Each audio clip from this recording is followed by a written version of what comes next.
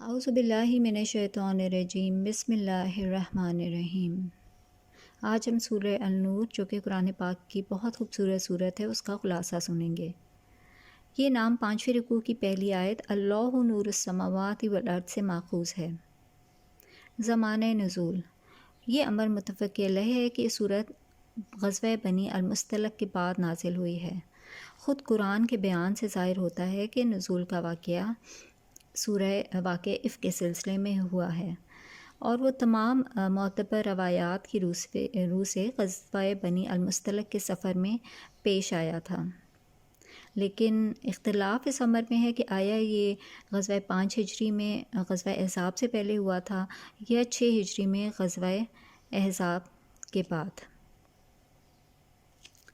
اب ہم اس کے موضوع اور مباحث کو دیکھ لیتے ہیں۔ جن حالات میں یہ نازل ہوئی اور جن میں پہلے حملے کے موقع پر سورہ احزاب کے آخری 6 رکوع نازل ہوئے ہیں اور دوسرے حملے کے موقع پر یہ صورت اتری ہے، اس پس منظر کو نگاہ میں رکھ کر ان دونوں صورتوں کا ترتیب وار مطلب سورہ احزاب اور سورہ نور کا ترتیب وار مطالعہ کیا جائے تو وہ حکمت اچھی طرح سے سمجھ میں آ جاتی ہے جو ان کے احکام میں مضمر ہے۔ پھر جب واقعہ افک سے مدینہ کے معاشرے میں ایک ہلچل برپا ہوئی تھی تو یہ سورہ نور اخلاق، معاشرت اور قانون کے ایسے احکام و ہدایت کے ساتھ نازل فرمائی گئی جن کا مقصد یہ تھا کہ اول تو مسلم معاشرے کو برائیوں کی پیداوار اور ان کے پھیلاؤ سے محفوظ رکھا جائے، اور اگر وہ پیدا ہو ہی جائیں تو پھر ان کا پورا روک تھام کیا جائے۔ ان احکام و ہدایات کو ہم اسی ترتیب کے ساتھ یہاں درج کرتے ہیں جس کے ساتھ وہ اس صورت میں نازل ہوئے ہیں، تاکہ سننے والے اور پڑھنے والے اندازہ کر سکیں کہ قرآن ٹھیک نفسیاتی موقع پر انسانی زندگی کی اصلاح و تعمیر کے لیے کس طرح قانونی، اخلاقی اور معاشرتی حکمتیں تجویز کرتا ہے۔ پہلے زنا، جس معاشرتی جرم میں پہلے ہی قرار دیا جا چکا ہے زنا کو، اور اس کو فوجداری جرم قرار دے کے اس کی سزا 100 کوڑے مقرر کر دی گئی ہے۔ بدکار مردوں اور عورتوں سے معاشرتی مقاطعے کا حکم دیا گیا ہے اور ان کے ساتھ رشتہ ازدواج جوڑنے سے بھی اہل ایمان کو منع کر دیا گیا ہے۔ جو شخص دوسرے پر زنا کا الزام لگاتا ہے اور پھر ثبوت میں 4 گواہ نہ پیش کر سکے تو اس کے لیے 80 کوڑوں کی سزا مقرر ہے۔ شوہر اگر بیوی پر تہمت لگائے تو اس کے لیے لعان کا قانون مقرر کیا گیا ہے۔ حضرت عائشہ پر منافقین کے جھوٹے الزام کی تردید کرتے ہوئے یہ ہدایت کی گئی ہے کہ آنکھیں بند کر کے ہر شریف آدمی کے خلاف ہر قسم کی تہمتیں قبول نہ کر لیا کرو اور نہ ان کو پھیلاتے پھرو، جس طرح آج کل ہم گوسپنگ کرتے ہیں۔ اس طرح کی افواہیں اگر اڑ رہی ہوں تو انہیں دبانا اور ان کی روک تھام کرنا چاہیے، نہ یہ کہ ایک منہ سے لے کر دوسرا منہ سے آگے ہم اس کی بات چیت کرنا شروع کر دیں۔ اسی سلسلے میں یہ بات ایک اصولی حقیقت کے طور پر سمجھائی گئی کہ طیب آدمی کا جوڑ طیب عورت ہی سے لگ سکتا ہے، اور خبیث عورت کے اعتبار سے اس کا مزاج چند روز بھی موافقت نہیں کر سکتا، اور ایسا ہی حال طیب عورت کا بھی ہوتا ہے کہ اس کی روح طیب مرد ہی سے موافقت کر سکتی ہے، نہ کہ خبیث سے۔ جو لوگ بیہودہ خبریں اور بری افواہیں پھیلائیں اور مسلم معاشرے میں فحش اور فواحش کو رواج دینے کی کوشش کریں، ان کے متعلق بتایا گیا کہ وہ ہمت افزائی کے نہیں بلکہ سزا کے مستحق ہیں۔ لوگوں کو عام ہدایت کی گئی کہ ایک دوسرے کے گھروں میں بے تکلف نہ گھس جایا کرو بلکہ اجازت لے کر جایا کرو۔ عورتوں اور مردوں کو غض بصر کا حکم دیا گیا، اور پہلے مردوں کو اور ایک دوسرے کو گھورنے یا جھانک تاک کرنے سے منع کیا گیا ہے۔ عورتوں کو حکم دیا گیا کہ اپنے گھروں میں سر اور سینہ ڈھانک کر رکھیں۔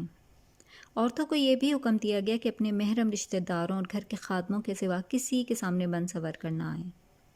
ان کو یہ بھی حکم دیا گیا کہ باہر نکلیں تو نہ صرف یہ کہ اپنے بناؤ سنگھار کو چھپا کر نکلیں بلکہ بجنے والے یعنی آواز والے زیور بھی پہن کر نہ نکلیں۔ گھریلو معاشرت میں خانگی ملازموں نابالغ بچوں کے لیے یہ قاعدہ مقرر کیا گیا کہ خلوت کے اوقات میں یعنی صبح، دوپہر، قیلولے کے وقت اور رات کے وقت گھر کے کسی مرد یا عورت کے کمرے میں اچانک نہ گھس جایا کریں، یہاں تک کہ اولاد کو اجازت لے کر آنے کی بھی عادت ڈالنی چاہیے۔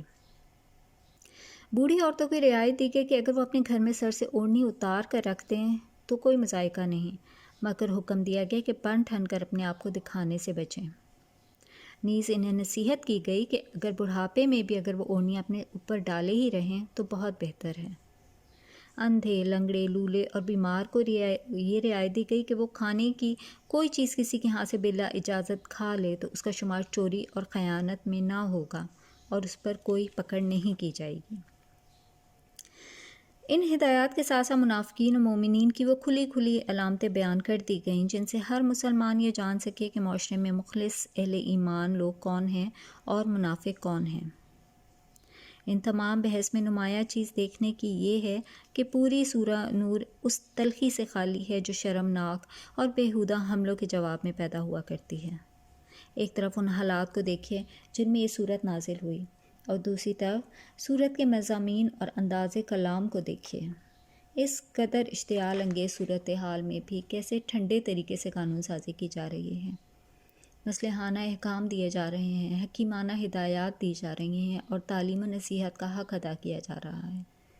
اس سے صرف یہی سبق نہیں ملتا کہ ہم فتنوں کے مقابلے میں سخت سے سخت اشتعال کے موقع پر بھی کس طرح ٹھنڈے تدبر اور اعلیٰ ظرفی اور حکمت سے کام لینا چاہیے، بلکہ اس سے اس امر کا ثبوت بھی ملتا ہے کہ یہ کلام محمد صلی اللہ علیہ وسلم کا اپنا تحریر کردہ نہیں، کسی ایسی ہستی کا ہے جو کہ حالات و معاملات سے غیر متاثرہ رہ کر خالص ہدایات و رہنمائی کا منصب ادا کر رہی ہے۔ اگر یہاں حضرت صلی اللہ علیہ وسلم کا اپنا کلام ہوتا جیسے منافقین یا یہود یا نصارہ کہتے تھے تو آپ کی انتہائی بلند نظری کے باوجود اس میں اس فطری تلخی کا کچھ نہ کچھ تو اثر ضرور پایا جاتا جو خود اپنی عزت و ناموس پر کمینہ جملوں کو سن کر ایک شریف آدمی کے جذبات میں لازماً پیدا ہو جایا کرتی ہے۔ وآخر دعوانا ان الحمد للہ رب العالمین۔